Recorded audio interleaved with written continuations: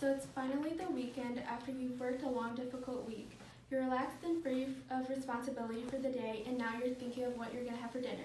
You don't want to go out, though. But how does a tender, juicy steak sound right about now?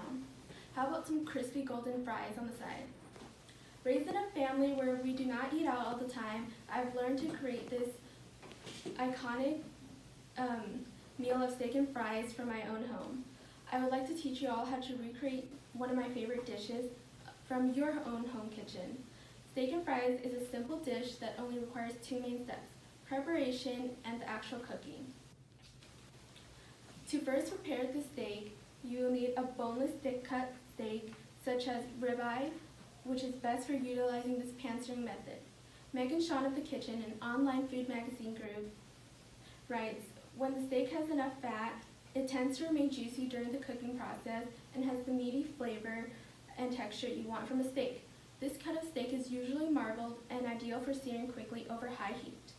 To prepare the steak, you'll need to let it thaw at room temperature for at least 30 minutes until it is completely unfrozen. The steak must be melted to cook evenly and to prevent a frozen center. And if there is any excess water from the ice melting, use a paper towel to pat it out. After the steak has been defrosted, season it with salt and pepper on both sides.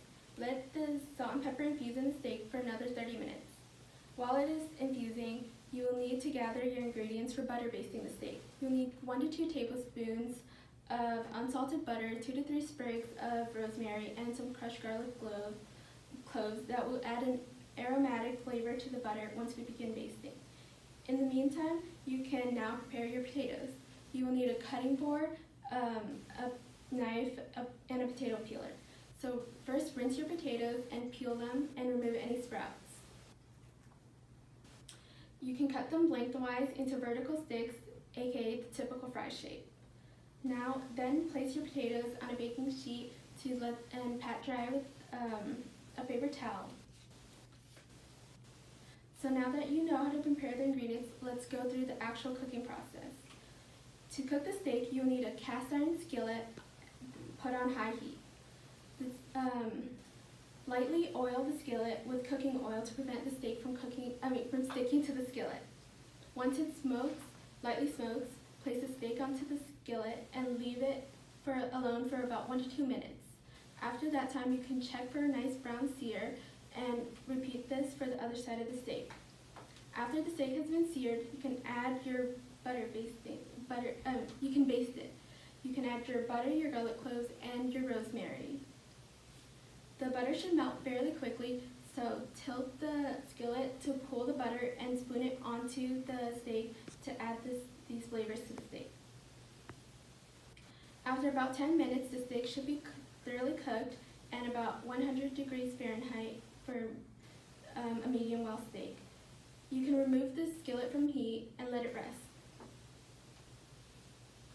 So now that your steak is finishing up and resting, let's talk about your fries. You need a deep frying pan filled with about 1 cup of vegetable oil. Put the heat on medium-high and use a wooden spoon to test the oil. John Lee from Deliciously further recommends that when the oil has preheated, to dip the handle of a wooden spoon or chopstick onto the oil. He claims that if the oil starts steadily bubbling, then the oil is hot enough for frying. So separate your fries into batches so that you can time it and focus on them easier. Put these batches onto the oil using tongs and use caution. The fries should be able to float without any overlap. After about 4 to 5 minutes, your fries should be a golden brown color, and take them out using a skimmer spoon and place them onto a cooking or baking rack.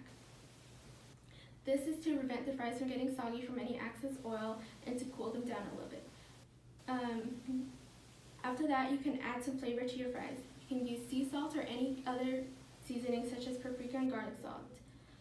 Lastly, all you need to do is plate your meal. You can carve your steak by cutting across the grain and transferring it to the plate, and then place your fries on the other side. Add any garnishing such as your rosemary or flaky sea salt. And now your dish is ready to be served and enjoyed. In conclusion, in teaching how to prepare your steak and fries, I provided a recipe for this appetizing appetizing meal that can be easily made at home using basic cooking procedures and techniques. The next time you crave a steak and fries, remember that you can conveniently make this restaurant quality dish from your own home and impress your guests.